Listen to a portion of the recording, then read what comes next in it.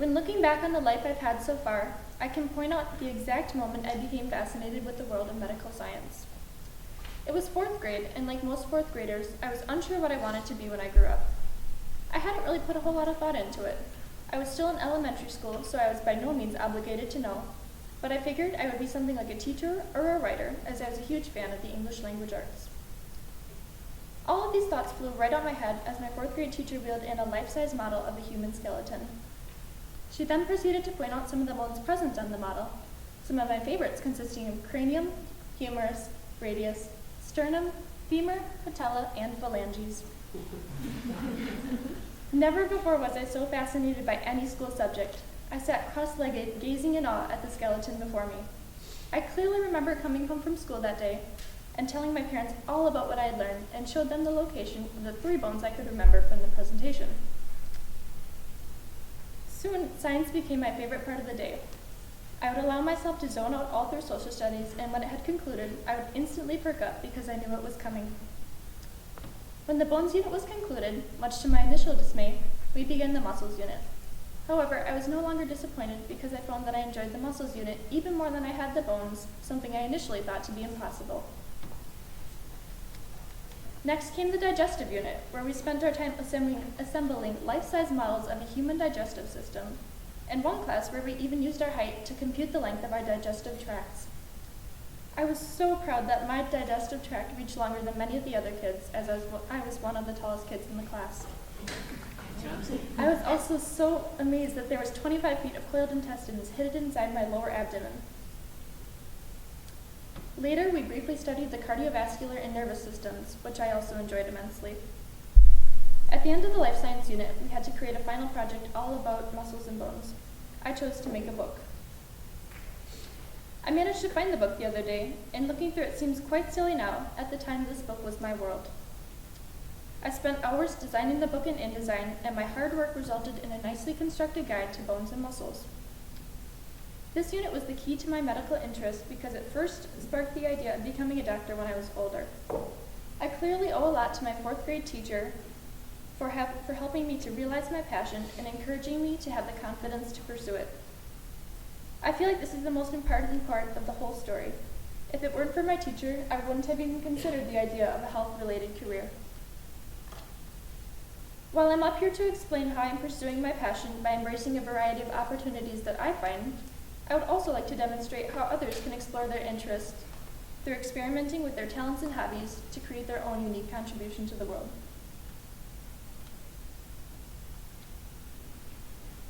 As my interest in the health field grew and grew, I looked for opportunities that could fill my constantly growing fascination. One of these opportunities was a summer nursing camp at Northeast Wisconsin Technical College, which I eagerly anticipated for weeks. Usually, when I'm in the car on my way to some place I've never been before, or where I won't know anyone, I'll find myself obsessing over the possible fiascos. Who would I sit with?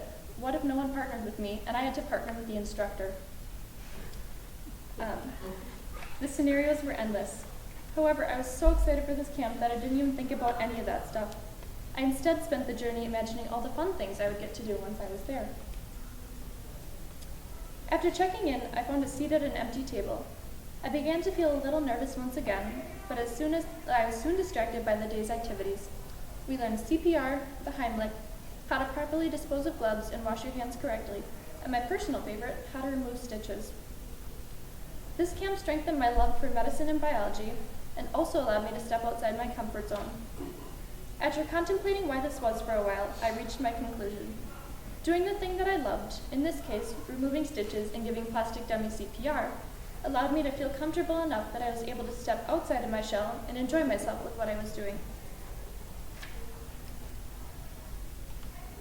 My experience with medicine became a little more personal when my brother's close friend was diagnosed with diabetes in 2010. Surely at the time it was scary news to him, but his family focused their energy on efforts to find a cure. Now he participates in the annual Type 1 Diabetes Walk and holds a yearly fundraiser around Christmas for the purpose of supporting the JDRF, or the Juvenile Diabetes Research Foundation. Though I was aware of his condition for years, understood how hard it was for him, and participated in the various events, I didn't know how I could help out, so I began searching for ways how I could make a difference. When I mentioned something to my mother about my inability to contribute to the cause and how I desired to, she suggested that for my upcoming birthday, I forgo any presents I might get from a friend birthday party and instead ask them to bring donations for the JDRF. Naturally, I was excited about this idea because I would get to help out a cause I was interested in supporting. The day of my party arrived, and though opening presents would have been fun, it was more rewarding to feel the excitement of giving back to a cause that meant something to me. I wasn't really sure what to expect at first, but I was thrilled when I ended up donating around $135. It didn't seem like much at the time, but I was reminded that every dollar counts, and I might have made a difference to someone with the donation. My contribution to the JDRF with the birthday money and participation in events such as the Type 1 Diabetes Walk make a difference, no matter how small, by furthering research to improve the lives of those with diabetes. My last and perhaps most exciting anecdote relating to medical science and my interest in the health field took place on my 14th birthday. By the age of 12, I desperately wanted to volunteer at a local hospital. This obsession began when I started looking online for volunteer opportunities that might allow young teens such as myself to volunteer. This not only builds character and provides good to the community, but also looks good on college applications. Needless to say, there are countless volunteer opportunities available to the general public, but very few accept the assistance of teens. The closest age I found to mine was 14 years old, and that happened to be at the Aurora Hospital in Green Bay. I was thrilled. Not only would I have something to add to my applications, but the volunteering would be for something that I was interested in, which made the experience way more exciting to look forward to. Finally, the day of my 14th birthday arrived, and I was bursting with excitement at the possibility of volunteering at an actual hospital.